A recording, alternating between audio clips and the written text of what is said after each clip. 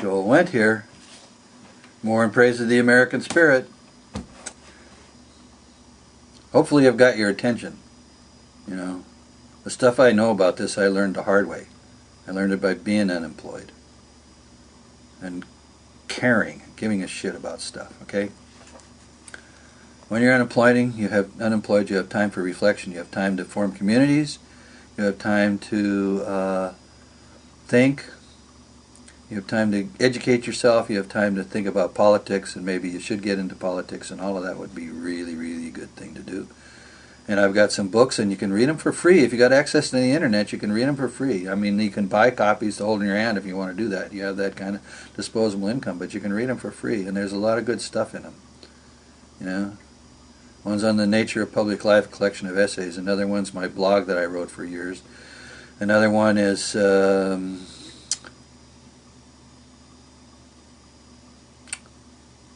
Degeneration and the Redemption of Political Life in America. Another one is called Countermoves.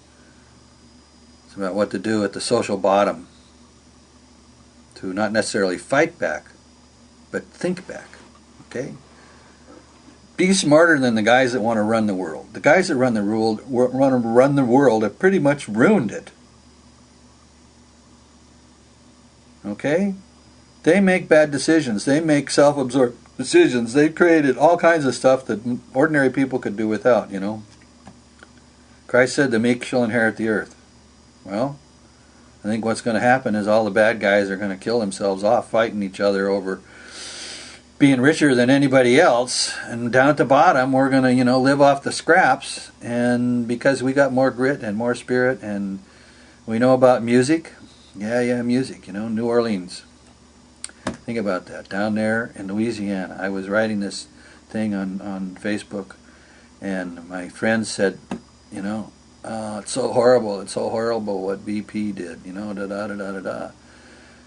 And then I said, well, that's all right, but if you think about what else is down in the Gulf, you got jazz, you got Zydeco, you got Cajun music, you got boogie woogie, you got rock and roll, you know. And then I went on the internet and I found this really great thing. It's kind of hard to find because some places have had to take it down because of people who worry about intellectual property rights. Belongs to me, you can't show it on the web. Me. But anyway, you got Fats Domino, Jerry Lee Lewis, and Ray Charles, and a bunch of other people, all famous jazz people and rock and roll people and all that stuff. And there's this 8-minute thing of boogie woogie, and you just can't sit still. Now, that's the other thing that we do. Okay? Civilization is running down. Yes, okay? It's falling apart. Yes, okay? We don't have a job. Okay? We have all this other stuff happening. We're going to reflect. We're going to join communities. We're going to educate ourselves. We're going to be smarter than the people at the top that have been ruining things all this time. And we're going to make new culture. We're going to keep some parts of old culture and we're going to make new culture. Now, what's culture in this sense? Well, culture is like how you think about things in a certain kind of way, you know. Culture is stories. What's a good story to tell of this situation? You know, let's say you're in a community, it's a church community, and you've got 100 families, and you're just, you know, only 1/3 of the people got bad jobs, but it's enough, and you're sharing the money, and you're living in each other's houses, and you're doing all this stuff to cope, you know, because you're not going to let it get you down. And you get together and you sing and you tell stories. And you make up new stories. You make up stories for the kids to know later about this time. And it's possible to tell a story in which you don't badmouth people, you know. I mean, it's easy to, I get angry, you know, politicians, the press, corporations, they're just doing what they've been meant to do all along. But down in the social commons, down at the bottom where we're having to live life on the edge, seemingly, you know, one day to the next, we don't know if we got enough food. But if we're hanging out together and we're sharing things and we're having cups of tea, and we're sitting around, we tell stories, you know. And one of the great stories, think about this, for example. You got a room with 15 or 20 people in it, you know, and you're sharing some tea, and maybe you got some rice and veggies and a little bit of stew meat or whatever, and it's not a lot, but you got a place to sleep, you're out of the weather. Now there's a blessing, you know. Just think, not homeless, okay? If you've got to be unemployed and you're still not homeless, you got to realize that you're blessed.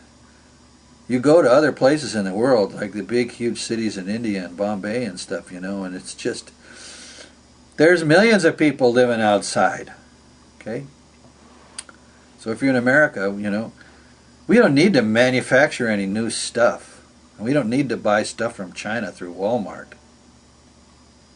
There's more junk, usable junk around than, you know, every middle-class home has about 90% of stuff that it doesn't really need. And that figure might be higher, you know.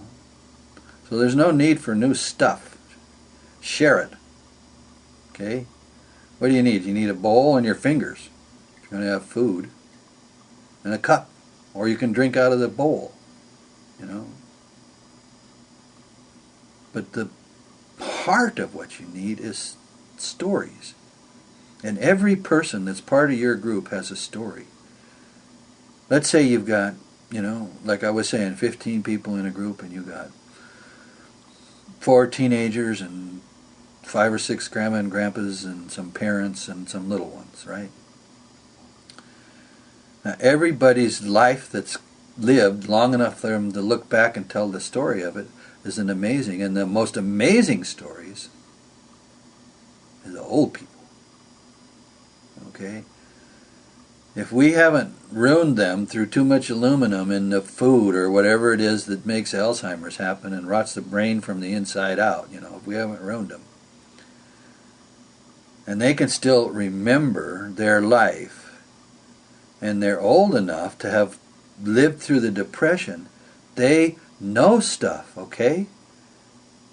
Get them to tell their stories. Sit around, sip your coffee, and tell stories.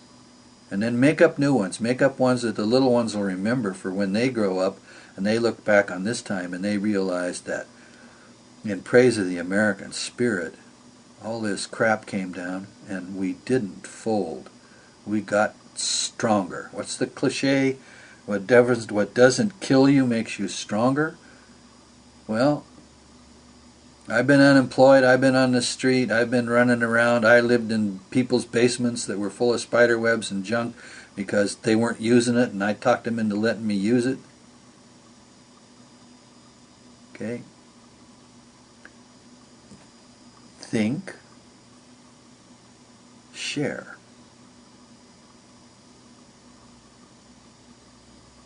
Think, share.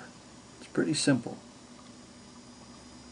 That's the kickoff of this in praise of America and the first section on the gift of unemployment. Oh, one other thing I was going to say. I keep forgetting to say this.